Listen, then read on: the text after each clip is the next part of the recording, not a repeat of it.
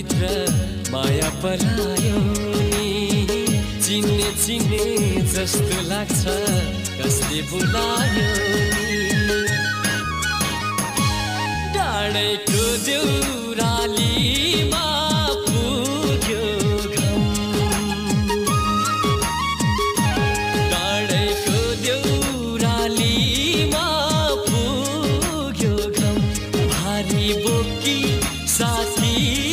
हो हिँड जाम बाटो काट्न सँगसँगै